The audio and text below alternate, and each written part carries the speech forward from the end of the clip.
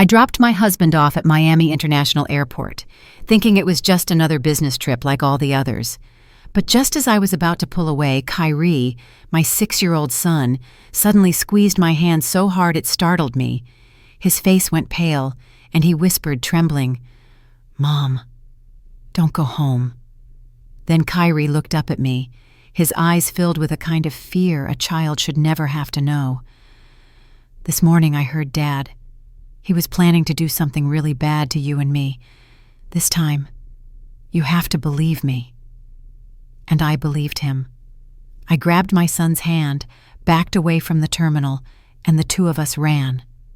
What I saw after that is what made my whole body go cold, to the point my legs nearly gave out right where I stood.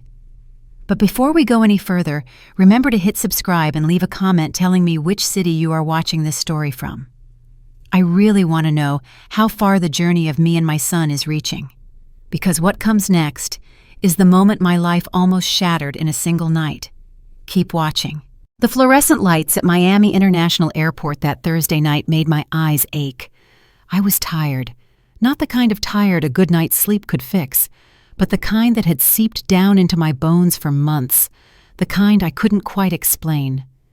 Deshaun stood right beside me, still wearing that perfect smile he always put on whenever he was in public. Tailored gray suit, designer leather briefcase, the expensive cologne I had given him last year still faint in the air between us. To anyone passing through that terminal, we were the picture of a successful couple. He, the ambitious businessman. Me, the polished, devoted wife driving her husband to the airport for a work trip to San Francisco. If only they knew the truth behind that smile. Next to me, Kyrie's small, sweaty hand was clutching mine. My son, 6 years old, my whole world. That night he was unusually quiet. Kyrie was already a reserved, observant child, but there was something different in his eyes that evening. A kind of fear that did not belong in a child. "This meeting in San Francisco is really important, baby," Deshaun said, pulling me into a hug that felt calculated down to the last detail. In fact, everything about him was calculated. I just hadn't realized it yet. 3 days, tops, and I'll be back. Keep the house safe for me, okay? Keep the house. As if my purpose in life was to keep everything neat so he could go on building his empire. But I still pressed my lips into the smile I had been taught to wear. A predictable, pleasant, and easily exploited smile. "Of course, we'll be fine," I replied, feeling Kyrie tighten his grip on my hand once more. Deshaun bent down in front of our son. He placed both hands on Kyrie's shoulders in a way that would make any outsider think he was a devoted father. "And you, little man, you make sure to take care of Mommy for me, okay?" Kyrie said nothing. He only gave a small nod, his eyes never leaving his father's face. That look, it was as if he was trying to memorize every detail, every line, as if this was the last time he would look at his dad that way. I should have noticed. I should have felt that something was wrong, creeping in between Deshaun's two perfect gestures. But we are always blind to the people we love, aren't we? We believe that after 8 years of marriage, they no longer have the power to hurt us. I was wrong. Bitterly wrong. Deshaun kissed Kyrie on the forehead, then kissed mine. "I love you both. See you soon." He turned away, pulling his suitcase, and gradually disappeared into the stream of people heading toward security. Kyrie and I stood there, quietly watching until his figure was swallowed up by layer after layer of passengers. When I could no longer see him, I let out a long breath. "Let's go home, baby," I said, my voice hoarse with exhaustion. All I wanted was to get back to Coral Gables, kick off the heels I had to wear to look the part, and lie down in front of the TV until sleep took me. We walked down the long corridor, our footsteps echoing against the stone floor, sounding like they were coming from far away. Kyrie walked beside me, silent to the point it worried me. I could feel the tension in that small body, through his cold, tight grip. "Is everything okay, baby? You've been so quiet today." He didn't answer. We just kept walking, past the closed shops, the flight information boards, and rushing travelers dragging their suitcases. Before I go on, if you have ever had that feeling that something is wrong, but forced yourself to push it aside, then what comes next may give you chills. Stay, because this is the moment that changed my life and my son's life. It wasn't until we were almost at the exit, just as the automatic glass doors came into view, that Kyrie suddenly stopped dead in his tracks, so abruptly that I almost stumbled. "Kyrie? What's wrong, baby?" He turned to look at me, and dear God, that look has never left my memory. It was pure fear, the kind of terror that should never live inside a 6-year-old child. "Mom," he whispered, his voice shaking. "We can't go home." My heart seized up like someone had grabbed it in their fist. I bent down, placing my hands on his shoulders. "What do you mean, baby? Of course we're going home. It's late." "No!" His voice burst out, choked and desperate, loud enough that a few people nearby turned to look. Kyrie swallowed hard and pulled me closer. "Please, Mom. We can't go back tonight. This time you have to believe me. Please." This time. Those 2 words cut like a knife, because they were true. A few weeks earlier, Kyrie had told me he'd seen a strange car parked outside our house 3 nights in a row. I told him it was just a coincidence. After that, he said he'd heard his dad talking on the phone in the study, mentioning taking care of the problem once and for all. I told him it was just work stuff, that he shouldn't be eavesdropping on adult conversations. I hadn't believed him. I had been wrong. Now Kyrie was crying, tears sliding down his small cheeks. "This time I believe you, Kyrie. Tell me what's going on." He glanced around, as if afraid someone might hear. Then he tugged on my hand, making me lean down even closer. He whispered, "This morning I woke up early. I went down to the kitchen to get some water, and I heard Dad in the study. He was on the phone. He said that tonight, while we're sleeping, something bad is going to happen, that he needs to be far away when it happens, that we won't be in his way anymore." My blood turned to ice. "Kyrie, are you sure? Are you sure about what you heard?" He nodded, panic in his eyes. "Dad said someone would take care of it. Dad said he'd finally be free, and his voice—" Kyrie swallowed hard. "It didn't sound like Dad. It was really scary, Mom." My first instinct was denial. To say that Kyrie was imagining things, that he misheard, that Deshaun, the man I had lived with for 8 years, could never do something like that. But then, all the little fragments of memory, all the things I had tried to brush aside, started crashing back like a flood. 3 months ago, Deshaun increased my life insurance policy to $2.5 million. When I asked him, he just smiled and said, "Just a precaution for the future, baby. I want to make sure you and Kyrie are always protected." Then came the request to transfer all our assets into his name, the house in Coral Gables, the car, even our joint savings account. "This way we save on taxes," he said, in that smooth, persuasive, and very wrong voice. I remembered the time he got angry when I said I wanted to go back to work. "There's no need, Selena. I've got everything covered." I remembered the strange calls he always avoided, the times he shut the study door, the business trips that became more and more frequent, and I remembered that night 2 weeks ago, the night I thought he was asleep. He was murmuring into the phone, "Yeah, I know there's risk, but there's no other option. It has to look like an accident." Back then, I reassured myself he was talking about some risky business deal, some kind of investment. I wanted to believe that. I needed to believe that. But what if the worst was true? I looked down at Kyrie, his frightened little face, his tearful eyes, his small hand trembling with each breath, and then everything became painfully clear. "Okay, baby boy." I cupped his face in both my hands. "I believe you." Relief flickered across Kyrie's face, but only for a second, because his next question cut just as sharply. "So, what are we going to do?" Good question. If Kyrie was right, and every cell in my body was screaming that he was, then going home was the same as signing our death sentence.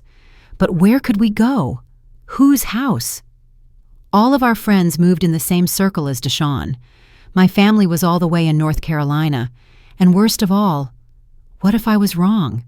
What if this was all a misunderstanding? But what if it wasn't? I swallowed hard. We're going to the car first, but we're not going inside the house. We'll watch from a distance, see if anything looks strange. Okay? Kyrie nodded. We hurried toward the parking lot. My heart was pounding so hard I felt dizzy. My ears were ringing with the rush of blood in my veins. Every step felt like dragging the whole world behind me. The parking lot was dim, blotched with pools of yellow light. Our silver SUV sat in the far corner, the same car Deshawn liked to call safe for the family. Safe. What a bitter joke. I unlocked the door, buckled Kyrie into his seat, then buckled myself in. My hands were shaking so badly it took me 3 tries to get the engine started. "Mom," Kyrie's tiny voice floated from the back seat. "Yeah, baby? Thank you for believing me." I looked at him in the rearview mirror. He was clutching his dinosaur backpack, the one he took everywhere like a good luck charm. "No matter what happens, I believe you, Kyrie. Always." That moment made my chest tighten. I should have said those words long ago. I should have listened to him from the start. I drove away from the airport, but I didn't head straight home. I turned onto the street parallel to ours, into a spot hidden behind 2 large oak trees, just far enough to see our house through the fence without being seen. I turned off the engine, turned off the lights. The car sank into darkness. From there, we could see our house. Bright, peaceful, perfect, just like every other night. And it was that perfection that frightened me most. I looked at the porch where we used to drink Sunday morning coffee, the neatly trimmed lawn, Kyrie's bedroom window with the superhero curtains. Home. Or what I had thought was home. "Now we wait," I whispered. Kyrie said nothing, his eyes glued to the house as if trying to read the future from it. We sat there, in absolute silence, not knowing that, in less than an hour, everything I trusted, everything I had built, would come crashing down in a way I never could have imagined. The dashboard clock read 10:17 p.m. when I started to wonder if I had completely lost my mind. I was sitting on a pitch-dark street with my 6-year-old son, hiding in the shadows to spy on my own house like the 2 of us were acting in some terrible low-budget movie. What kind of mother does something like this? What kind of wife doubts her husband about what? Exactly. I couldn't even string my thoughts into full sentences in my head. None of it made sense.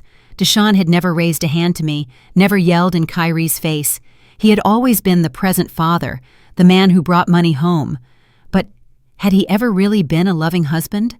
That question came out of nowhere and slammed straight into me. When was the last time he looked at me with real tenderness? The last time he asked, "How was your day?" and actually wanted to hear the answer? The last time he touched me in a way that wasn't mechanical, obligatory? And the last time I felt loved instead of just kept alive? When was that? "Mom, look!" Kyrie's voice pulled me out of the tangle of thoughts. My heart jumped. "What is it? What do you see?" "That car." I followed the direction of his finger. A vehicle was turning onto our street. But it wasn't just any car. It was a dark-colored van. No decals, no logo, no visible front license plate. The windows were tinted so dark you couldn't see a thing inside. The van slowed as it rolled past the houses so slowly it was unnatural. It didn't look like someone just passing through. It looked like it was hunting. My breath caught in my throat as the van stopped right in front of our house. "No way," I whispered. "No way." But it was happening, right in front of my eyes. Both front doors opened. 2 men stepped out. Even from this distance, under the dim streetlights, it was obvious they weren't repairmen. They weren't delivery guys.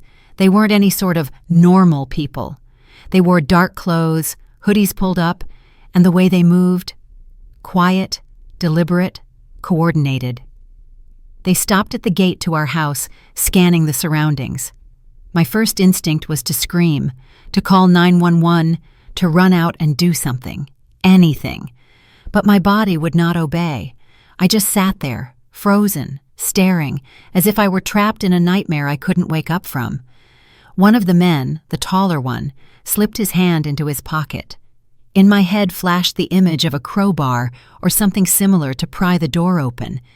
If they were burglars, I could deal with burglars. I could call the police, file a report, fix things, and keep going. But what he pulled out made my entire world collapse. A key. He had a key to our house. "Mom," Kyrie's voice shook. "How do they have a key to our house?" I couldn't answer. I was too busy trying not to throw up right there in the car. The taller man slid the key into the lock and opened the front door as smoothly as if it were his own home. No forcing, no noise, just a practiced turn of the wrist. There were only 3 keys to our house: mine, Deshawn's, and the spare kept in his home office, locked in a desk drawer. The 2 men disappeared inside my house. The house I had been sleeping peacefully in just last night. The place where I had cooked corn porridge and eggs for Kyrie that very morning. The place I thought was the safest in the world. They didn't turn on the lights. Only the thin beams of their flashlights danced behind the curtains. They were searching for something. Or worse, preparing for something. I don't know how long I sat there, my whole body rigid, my eyes glued to the house. 5 minutes or 50. Time suddenly meant nothing. There was only one image left in my mind: 2 strangers rummaging through my home with a key that only my husband could have given them. If you've ever thought, "I'm probably just imagining things, overreacting," then the next moment will show you. Sometimes your intuition is the only thing desperately trying to save your life. Watch what happens when suspicion bursts into flame. Then I smelled it. At first I thought I was imagining it, but the smell quickly grew sharper, heavier. A harsh, chemical stench. Gasoline. "Mom, what's that smell?" Kyrie asked, his voice trembling. And that was when I saw the smoke. At first, it was just a thin ribbon, seeping out from the crack of the living room window. Then another wisp from the kitchen window, and then came the light. That terrifying, sinister orange glow that could only mean one thing: fire. "No!" I threw the car door open and jumped out without thinking. "No, no, no!" Kyrie's small hand yanked me back. "Mom, no, you can't go over there!" He was right. I knew he was right. But that was my house. My things. The photos from the day Kyrie was born. The wedding dress I had carefully stored in the closet. Kyrie's drawings that I'd plastered all over the fridge. The quilt my grandmother had sewn before she died. All of it was being swallowed by flames. The fire spread frighteningly fast. Within minutes, the living room was engulfed. Flames licked up the walls, shattered the windows, crawled to the second floor, where Kyrie's bedroom was. That was when the sirens started. Someone must have seen the smoke and called the fire department. The dark van sped away immediately, lights off, disappearing into the night at the corner of the street, just seconds before the first fire truck roared up. I was shaking so hard I could barely stand. Kyrie clung to me from behind, his face buried in my back, sobbing. "Kyrie was right," I muttered, hardly recognizing my own voice. "You were right, baby. You were right from the beginning." If we had gone home tonight, if I hadn't believed him, we would probably have been lying in our beds, fast asleep, while those men— I didn't dare finish the thought. My knees gave out, and I collapsed onto the pavement, watching my life turn to ashes right in front of me. My phone vibrated in my pocket. With trembling hands, I pulled it out. A text from Deshawn. "Hey, baby. Just landed. Hope you and Kyrie are sleeping well. Love you both. See you soon." I read the message once, then a second time, a third. Every word was a stab. Every heart emoji was a drop of poison. He knew. Of course he knew. He was in another state, carefully staging the perfect alibi while hiring people to burn his wife and child alive in their own home. Then he would come back as a shattered husband, a broken father. He would cry at the funeral, accept condolences, and keep everything. The life insurance payout, the property, the bank accounts. That was exactly what Kyrie had heard him talk about on the phone. He'll finally be free. Free of me. Free of his own son. A violent wave of nausea crashed over me. I turned toward the curb and retched until there was nothing left. Everything in my stomach came up along with the last scrap of illusion I had about my marriage. When I could breathe again, I wiped my mouth with my sleeve and looked over at Kyrie. He was sitting on the curb, arms wrapped around his knees, staring at the burning house. Tears still streaked his small face, but he wasn't sobbing anymore. He was just staring. A 6-year-old child should never have a look like that. That too early, too cruel understanding that the very people who are supposed to love you can want you dead. I sat down beside him, pulled him into my arms, and held on tight. "I'm sorry," I whispered into his hair. "I'm sorry I didn't believe you sooner. I'm sorry for everything." Kyrie clung to me like I was the only solid thing left in a world that had just been turned upside down. And maybe he was right. "What do we do now, Mom?" That's the million-dollar question, isn't it?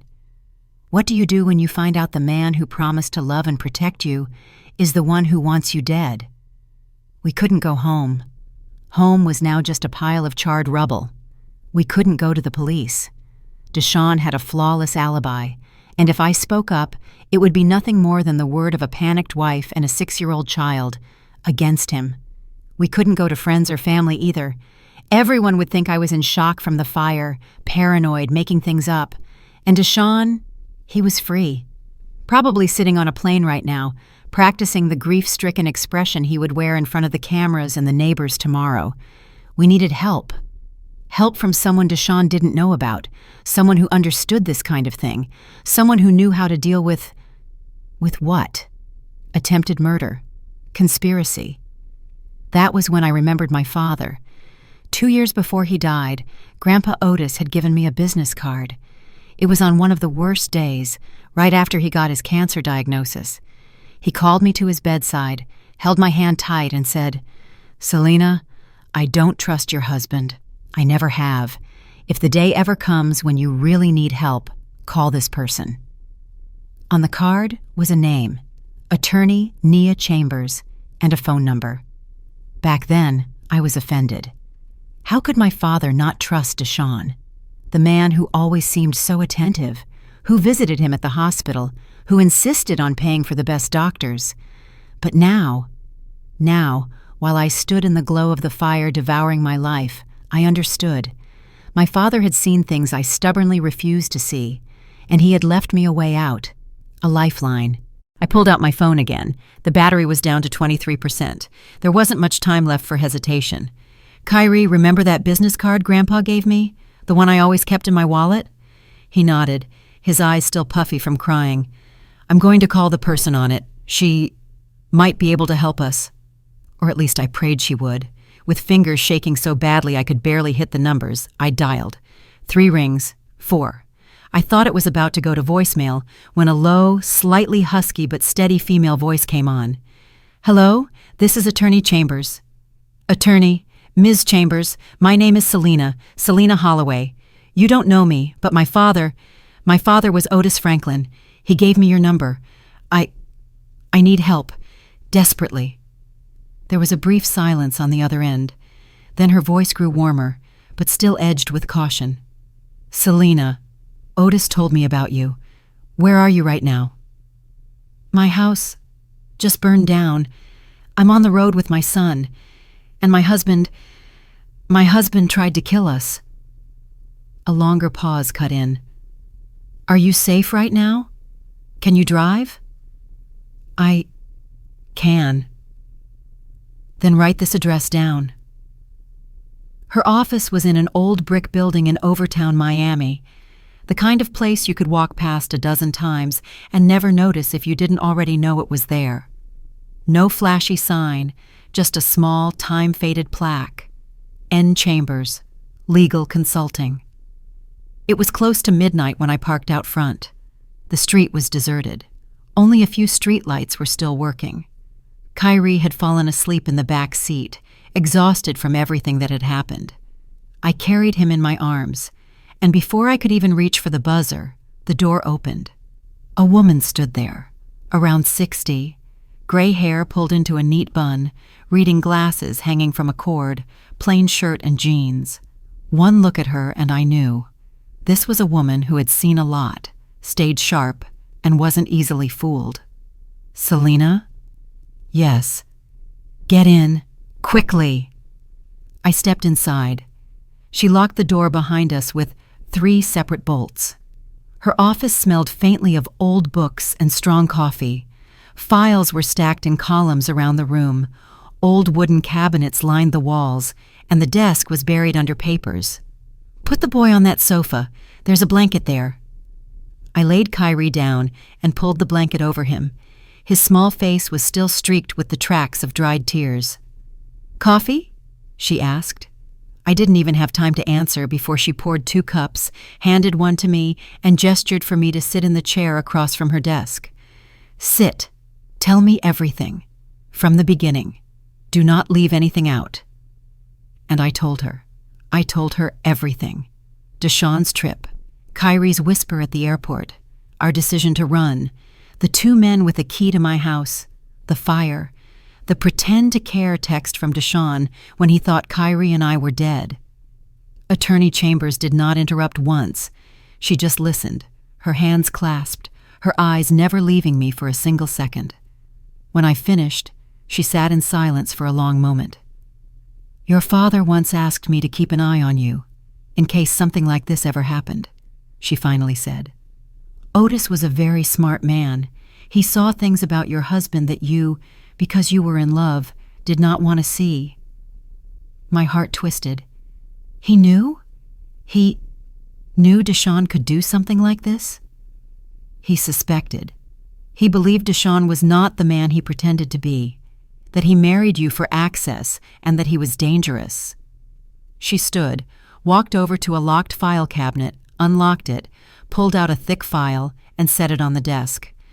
Your father hired a private investigator 3 years ago, quietly, to check Deshawn's transactions.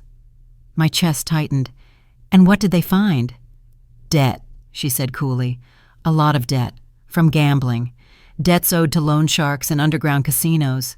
Very dangerous people. She opened the file, page after page, bank statements, reports, photos.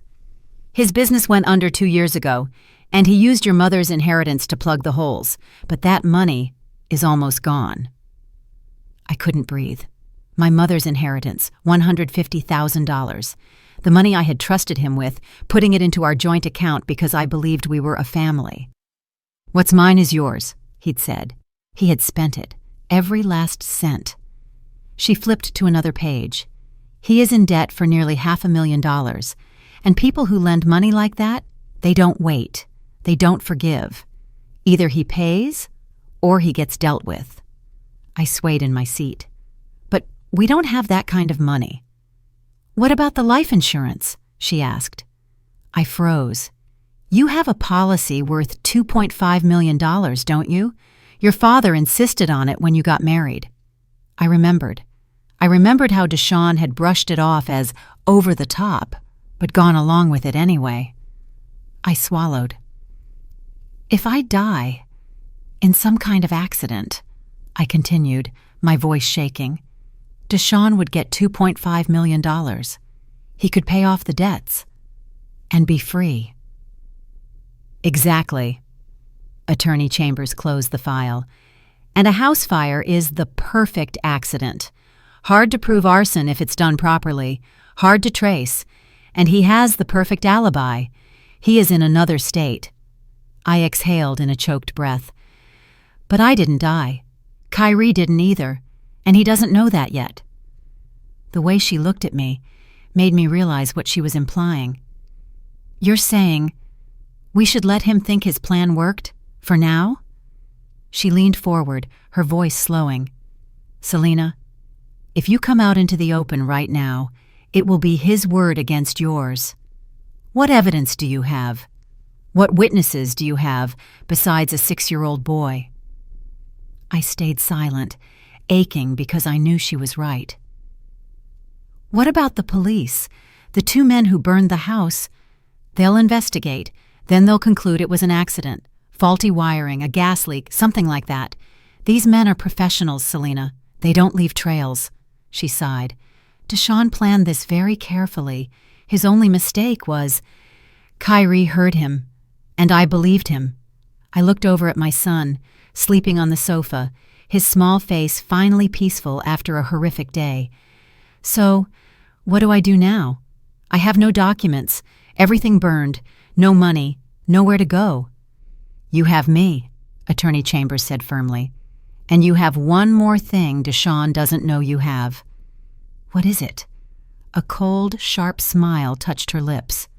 "The truth. And time. To prove it."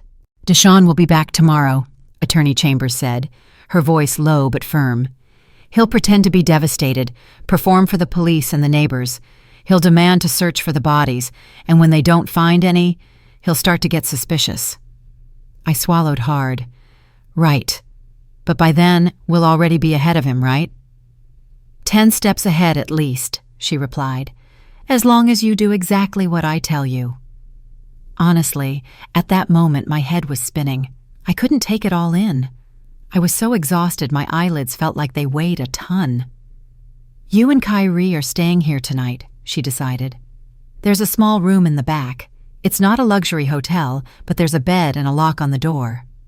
I hesitated, then asked softly, "Attorney Chambers, why are you doing all this for us?" She was quiet for a beat, her eyes drifting somewhere far away into some old memory. "Otis saved my life once, long before you were born, when my ex-husband tried to kill me." She turned back to look straight at me. "Selena, I know exactly how you feel right now, shocked, betrayed, so afraid you're numb. And I promised your father that if the day came when you needed it, I would stand on your side. This is a debt I'm glad to pay." Tears welled up in my eyes. "Thank you." "Don't thank me yet," she smirked. "The game is only just starting." I slept for maybe 3 hours, but it felt like 3 minutes. Kyrie shook my shoulder, his eyes wide open. "Mom, where are we?" It took a few seconds for everything to come flooding back, like a bucket of ice water dumped straight over my head. My husband tried to kill us. No matter how many times I repeated that sentence in my mind, it still sounded like it belonged to someone else's life, like a nightmare. But the knock on the door yanked me back into reality. Chambers stood there with a cup of coffee in her hand. "Turn on the TV, Channel 7. The black screen flickered, then the words appeared. Breaking news. A massive fire had destroyed a luxury home in Coral Gables. The fate of the family who lived there, unknown. They showed the house, or rather, the charred skeleton of what was left. Firefighters were digging through the rubble. Then he appeared. Deshaun stepped out of an Uber at the scene, his face so panicked, I might have laughed if I hadn't felt like throwing up. It was the exact expression he practiced in the mirror before speeches. That little crease between his brows, his shoulders trembling, just enough. "My wife, my son. Please tell me they weren't inside," he screamed at the cameras, at the officers, at everyone. The reporter narrated like she was reading a script. A desperate husband searching for his missing family. Kyrie shrank beside me and whispered, "Dad is lying. He's pretending to be sad." If you look closely, you see it right away. The way he darted his eyes toward the camera before collapsing in tears. The way his hand covered his face, but his eyes stayed dry. The way he asked the fire chief, "Have you found the bodies yet?" with the urgency of someone needing confirmation, not someone clinging to hope. He didn't ask, "Is there a chance they're still alive?" He wanted to know, "Are they dead yet?" Chambers turned off the TV.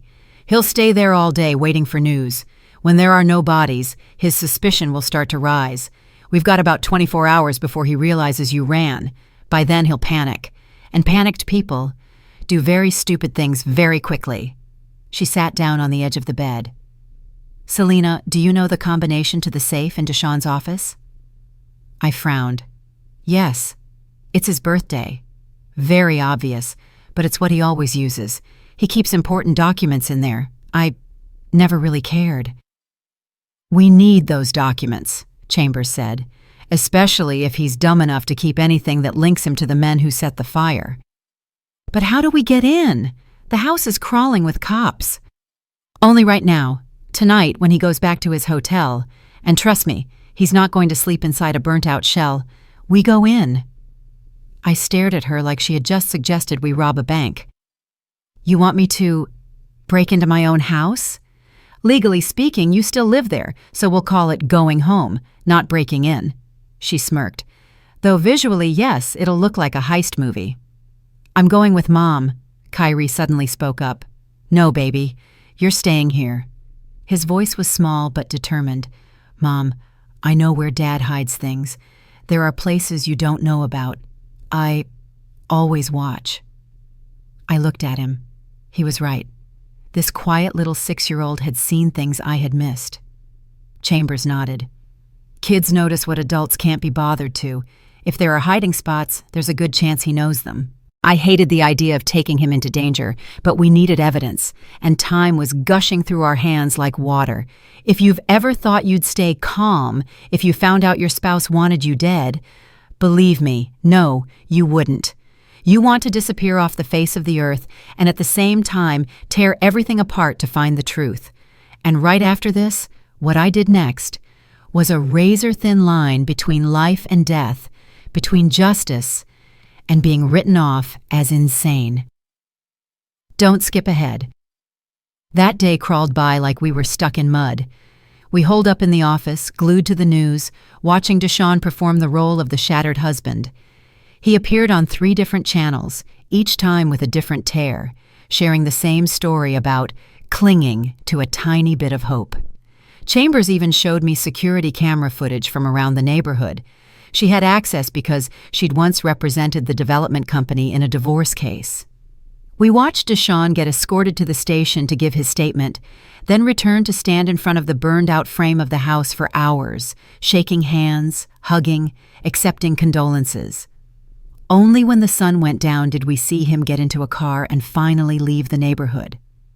Now, Chambers said. She handed me dark clothes, gloves, a small flashlight.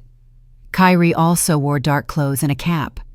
We really did look like a little break-in team, except the target was my own home. We drove to the edge of the subdivision, avoiding the main entrance and circling around the back, where the wall was lower and there were no cameras. The perks of knowing the full layout of this place, she whispered. She and I climbed the wall, then helped Kyrie over. The smell of smoke was still strong, burning in the back of my throat. 20 minutes, Chambers instructed. In, grab, out. I'll stay out here and keep watch. If I see any strange car, I'll yell. I grabbed Kyrie's hand and we slipped along the backyard toward the kitchen door. The door was scorched and warped, but with a hard shove it opened. Inside was the aftermath of hell. Walls blackened, ceiling collapsed in patches, shattered glass, furniture burned to twisted shapes. Everything that had once been my life, reduced to ash. But there was no time to break down. Do you remember the way to the office? I asked. Kyrie nodded and led the way. We slipped through the charred living room, stepping carefully up the burned stairs. Deshawn's office was on the 2nd floor, and in a cruel joke of fate, it was one of the least damaged rooms. The door was stuck, but I forced it open. The safe was still built into the wall behind a half-burned picture. I punched in Deshawn's birth date. A soft beep, a green light. The door swung open. Inside were a stack of documents, a sizable amount of cash, and an old burner phone. Take everything, Mom, Kyrie whispered. I was stuffing things into the backpack when I heard him call softly from the corner of the room. Mom, over here. He pointed to a slightly loose floorboard. I never would have noticed it. I pried it up. Underneath was another phone, a black-covered notebook, and a thick envelope. I shoved it all into the backpack. Done. Let's go. We had just turned toward the door when we heard the front door downstairs open. You sure there's no one left in here? The cops cleared it hours ago. We're just double-checking. My blood turned to ice. Those weren't police voices. I yanked Kyrie behind the wardrobe, pressing him against my chest. Through the crack, I saw flashlight beams moving up the stairs. 2 men. I recognized their voices. It was the same pair who had stepped out of the dark van the night before. Boss wants to know if it's really finished, one of them said. He heard they still haven't found any bodies. No way, with flames like that, there's nothing left to find. They walked into the office. The flashlight swept the room and stopped on the safe, hanging open. Hey, Luther, look at this. We didn't touch the safe that night. Yeah, all I did was light it up and leave. Silence. Then Luther's voice dropped. Somebody's been here, recently. Look at the dust, it's just been disturbed. The flashlight beam slid down to the floor. And check out these tiny footprints, not an adult's. My stomach clenched. Kyrie held his breath. They're still alive? The other one blurted out. I don't know, but we've got a problem. Luther pulled out his phone. I'm calling the boss. He needs to know. Panic surged through me. If Deshawn found out we were here, that we'd taken something from the safe, the whole game would flip. But I had no weapon, no exit. Just then, a piercing scream rang out from outside. A woman's scream, shrill with terror. Help! Fire! Oh my God! Help! What now? One of them snapped, and both men bolted down the stairs. I understood instantly. Chambers. Without wasting a second, I pulled Kyrie out of the hiding spot and raced for the back staircase, down and out through the kitchen door. We ran straight for the back wall. Chambers was there, out of breath. That scream was you? I panted, boosting Kyrie up. I needed to drag them out of the house. Did it work? It did. They were about to call Deshawn. I lifted the backpack so she could see. We got everything. We ran back to the car parked a few streets away. Only when the doors were shut, the locks clicked, and the tires rolled forward did I finally take a deep breath. They know someone opened the safe, I said. They'll tell Deshawn. Perfect, Chambers replied calmly. How is that perfect? She glanced at me in the rearview mirror, the corner of her mouth lifting. Now he'll know you're alive. He'll know you took something. He'll start to lose his mind. And a man losing his mind is very good at digging his own grave. I'm not sure I truly believed in her logic, but I was far too drained to argue anymore. Back at the office, we dumped everything from the backpack onto the table. Documents, cash, the 2 phones, and the black notebook. Chambers reached for the notebook first. She opened it, flipping through page after page, her eyes scanning quickly. The more she read, the more the corner of her mouth curled upward. Jackpot, she muttered.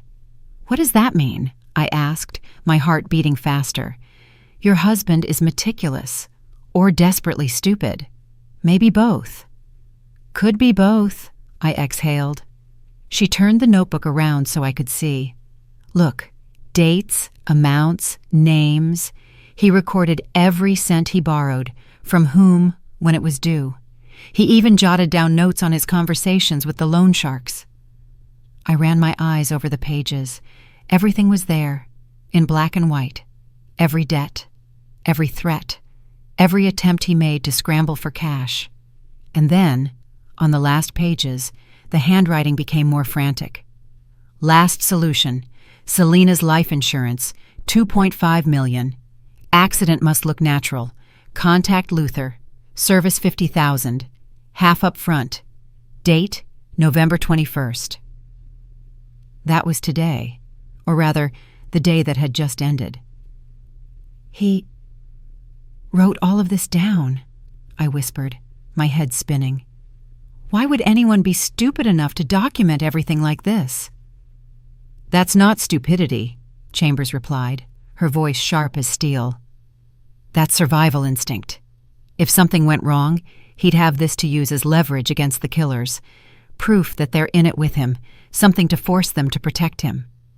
She picked up one of the burner phones, rolling it between her fingers. And I'd bet good money these phones are even more interesting. Messages, calls, agreements. Just the thought of it made my blood run cold. If you're watching this and thinking, she should just run, move to another state, start over. Believe me, I thought the exact same thing. But how do you run in peace when the man who wants you dead isn't just your husband, but also your child's father? And he's still free, still has money, connections, an army of people willing to do his dirty work? That was when I understood. Either I run for the rest of my life, or I make sure he never gets the chance to chase us again.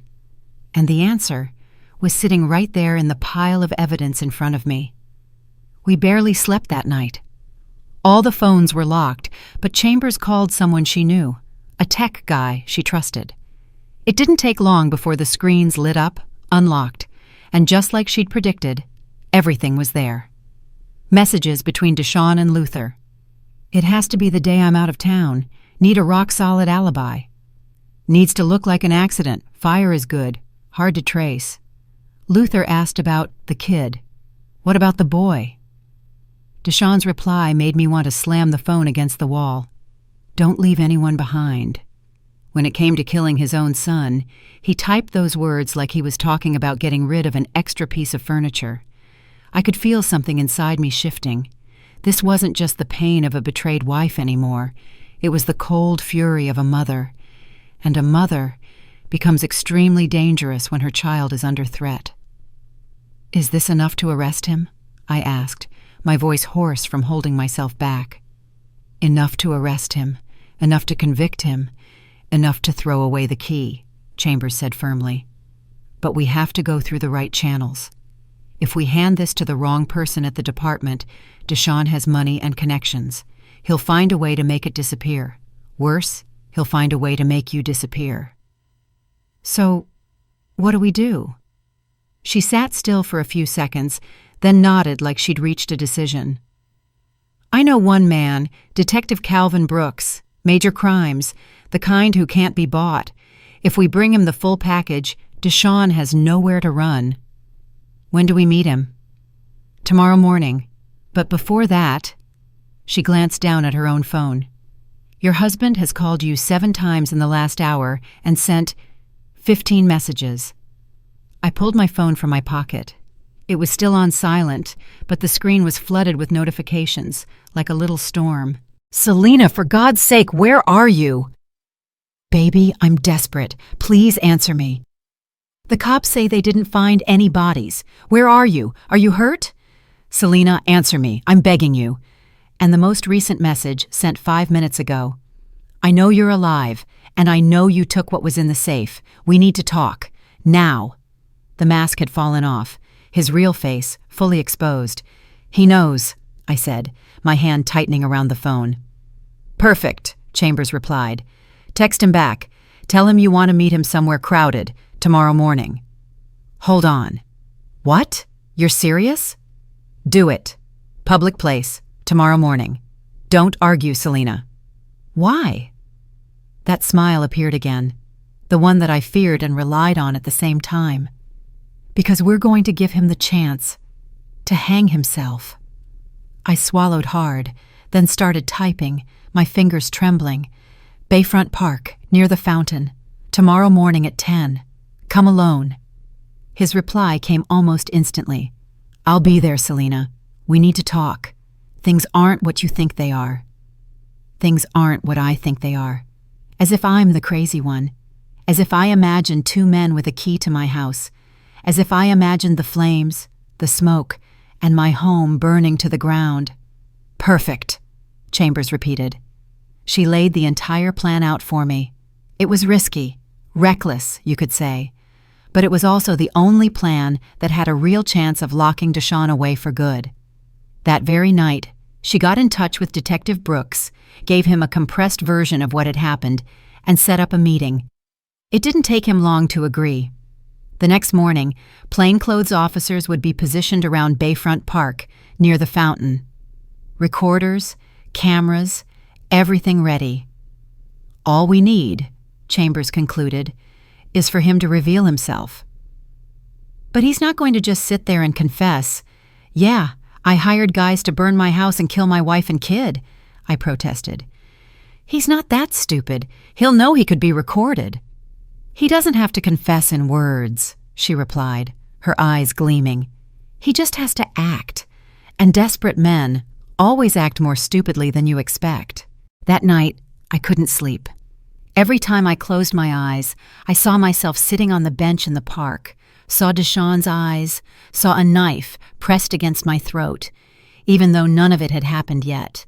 I kept replaying in my head what I would say, how I would stand, how I would manage to look into the eyes of the man who had tried to kill me and still keep my voice steady. Kyrie slept beside me, finally getting a relatively peaceful night after those long, horrific days. At least one of us got to rest. As for me, I stayed awake waiting for sunrise. By 9:30 the next morning, everything was in position. I sat on a bench in Bayfront Park, facing the fountain, my coat covering the microphone hidden beneath the fabric. Kyrie was safe at the office with Chambers, watching everything live through the camera feed the police had set up. Detective Brooks and his team were scattered all over the park. They looked just like regular people. A few tourists, someone with a camera, a guy eating a hot dog, a couple of people walking their dogs, all mixed into the crowd. But I knew every one of those pairs of eyes was watching every movement around me. Then I saw him. Deshawn showed up exactly at 10. He was wearing rumpled clothes, probably the same outfit from the day before that he hadn't changed out of. Deep dark circles under his eyes, rough stubble on his jaw, messy hair. For the first time since I'd known him, he looked worn out, tired, like a normal, vulnerable human being. But I knew that was just his latest costume. He saw me and practically rushed over. "Selena, thank God you're safe." He reached out to hug me. I stepped back, cold as ice. "Don't touch me."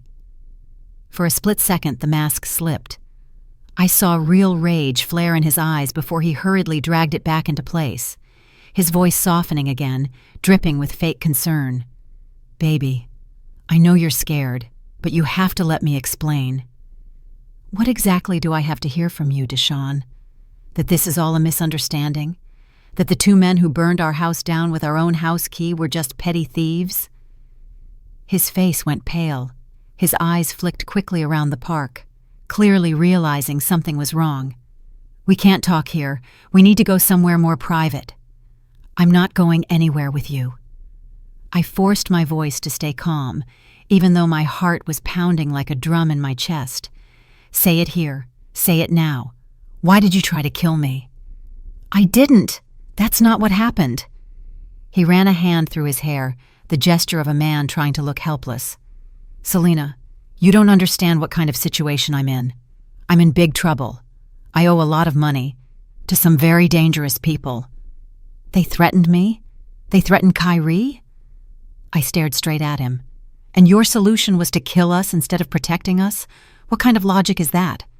"No, I was going to get you out of here, out of the country.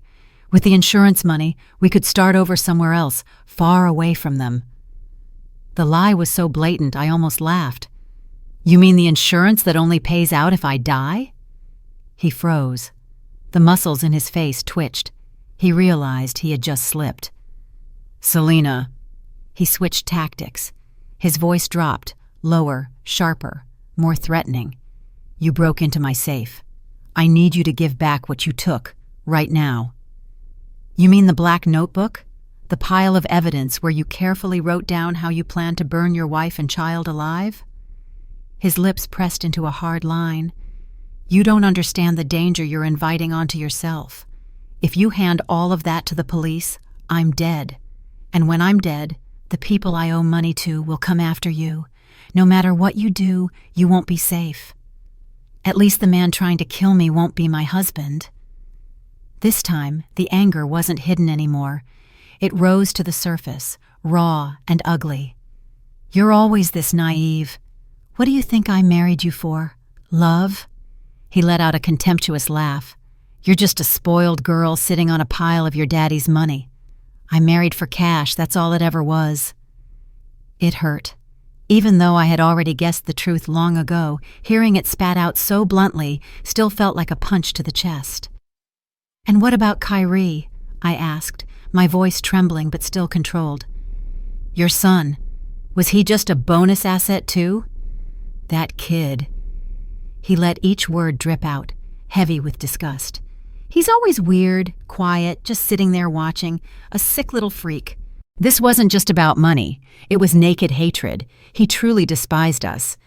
If you're listening to this and thinking, "I'd just stand up, slap him and walk away," trust me, there were dozens of scenarios like that in my head at that moment. But here's the problem. I didn't just need to humiliate him.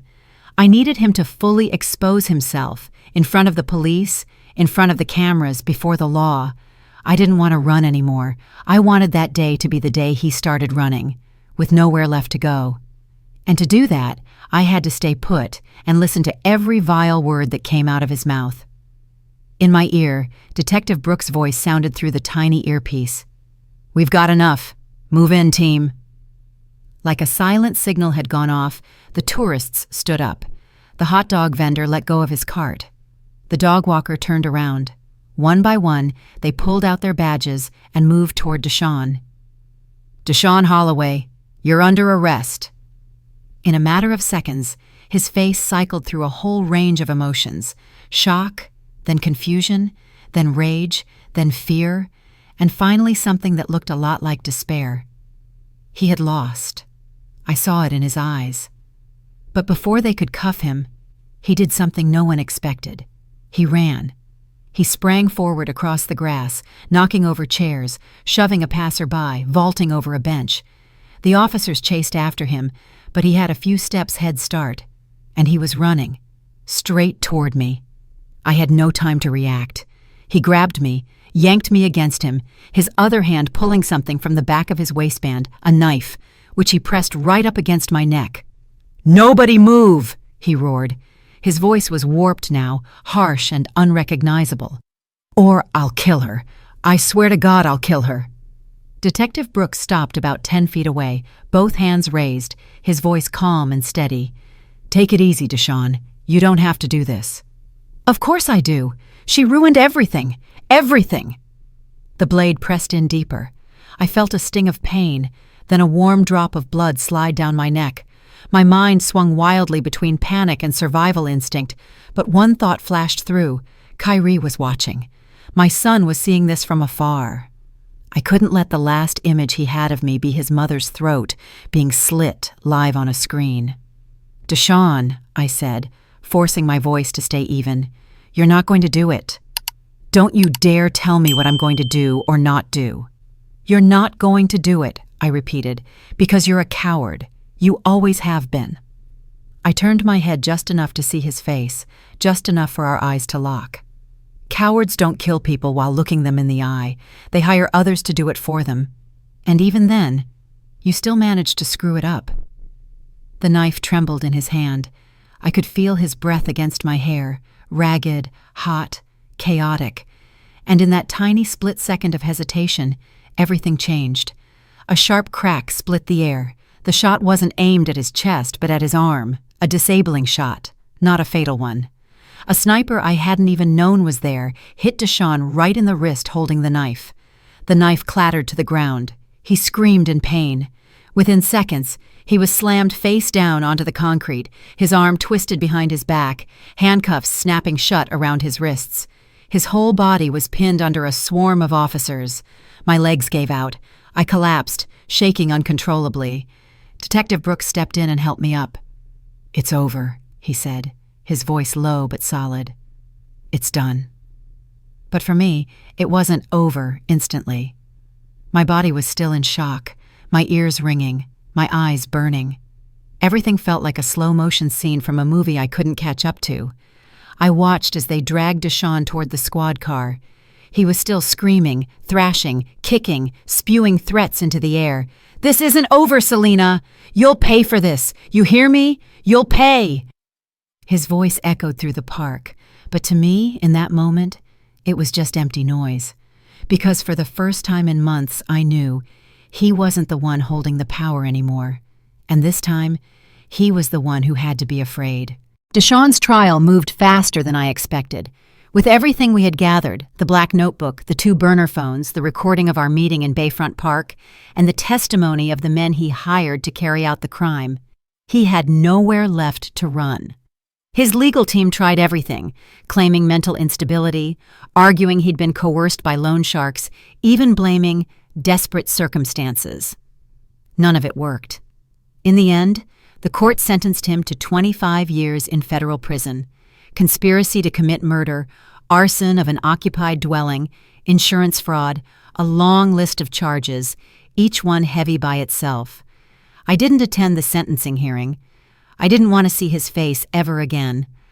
But Chambers was there. She texted me a single line when the verdict came down. Justice has been served.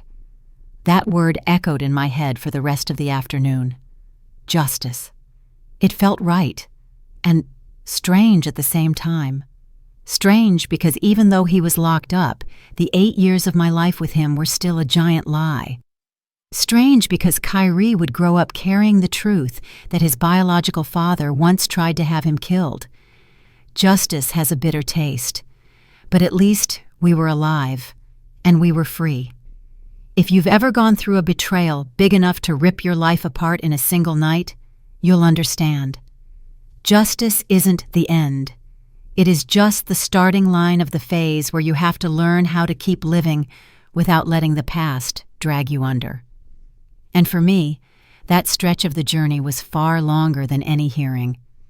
In the months that followed, I had to rebuild my life from zero, in the literal sense. New ID documents, new bank accounts, a new home, even a new layer of identity to keep anyone connected to Deshawn from finding us. The insurance payout for the burned house came through. The irony was almost laughable. The very house he'd set on fire in an attempt to cash in on my life insurance now gave me the means to rebuild. It wasn't a huge amount, but it was enough to start over. Chambers helped me with everything, from legal paperwork to finding temporary housing, and over time, she became more than just an attorney. She became a friend, maybe the first real friend I'd ever had. One afternoon in the small apartment I was renting in Decatur, she said, "Your father knew someday you'd need me." "Why did he suspect Deshawn from the beginning?" I asked. "A father's intuition," she smiled. "Or maybe he just noticed things you, because you were in love, didn't want to see. Little things. The way Deshawn looked at your family's money, the way he asked about your inheritance, the way he bristled when you talked about going back to work." She was right. The signs had always been there. I was simply the one who chose to look away. Kyrie started therapy too. At first, he wouldn't speak. But slowly, bit by bit, he began to open up. The therapist said he was a very resilient child. "Kids are a lot stronger than we think," she told me. "But even strong kids have nightmares." Kyrie would bolt awake in the middle of the night, screaming about fire, smoke, about not being able to get away, about Daddy is coming. On those nights, I held him tight and sang the hymns I used to sing when I rocked him as a baby. Gradually, he'd drift back to sleep. One night, a few months after the trial, Kyrie looked at me and asked, "Mom, do you still love Dad?" The question knocked the breath out of me. "Why do you ask that?" "Because Dad did something bad, really bad, but he's still my dad. I don't know if it's wrong that sometimes I miss him." My heart ached. I pulled him close. "It's not wrong, baby. He's your father. And the part you miss, the times he took you to the park, played ball with you, maybe those moments feel real to you, or at least you believed they were real. There's nothing wrong with remembering those things. But Dad tried to hurt us. He did, and that is horrible, unforgivable. But your feelings are yours. You can remember the father you thought you had, and still be angry about what he did. Those two feelings can exist at the same time." Kyrie was quiet for a while, then whispered, "I saved you, didn't I?" I cupped his cheek in my hand. "You didn't just save me. You saved both of us. You're my hero, Kyrie." He smiled. Just a small smile. But it was the most genuine smile I'd seen on his face in months. And in that moment I knew we were going to be okay. Not right away, not easily, but we would be okay. After everything, I started over with the exact thing Deshaun had always forbidden me to do. I went to work. I got a job at a nonprofit in Miami that supports women who are victims of domestic violence. On my first day there, looking at those faces full of fear, shame, and self-blame, I realized I understood them more deeply than almost anyone. I could look them straight in the eye and say, "No, this is not your fault.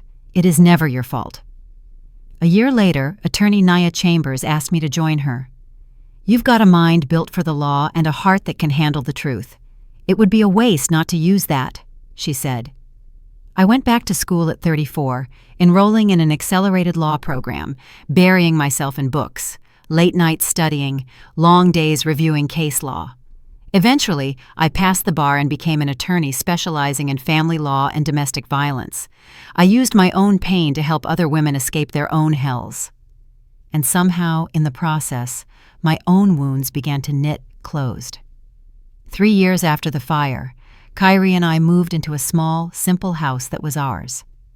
Kyrie chose to paint his room blue and covered the walls with posters of black astronauts and scientists.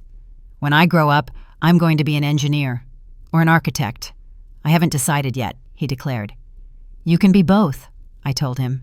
And this time, I wasn't just saying it to be supportive. I truly believed it. From time to time, I still heard news about Deshaun in prison.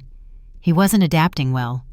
My feelings toward him were no longer a blazing hatred, but a quiet absence. He had become a footnote in the margins of my life story, not one of the main chapters.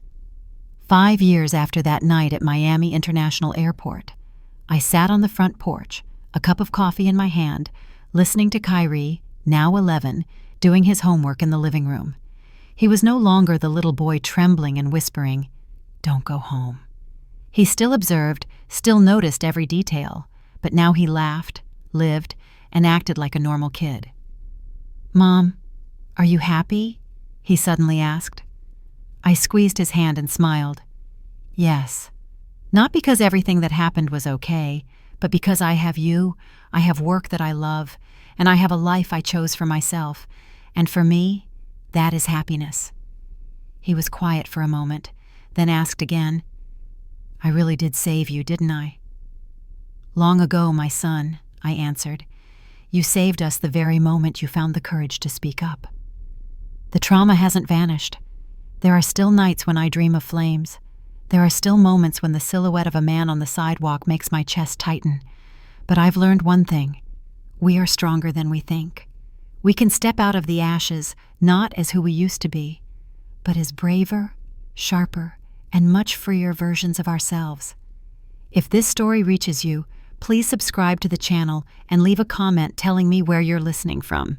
It gives me strength to keep sharing the stories that come next.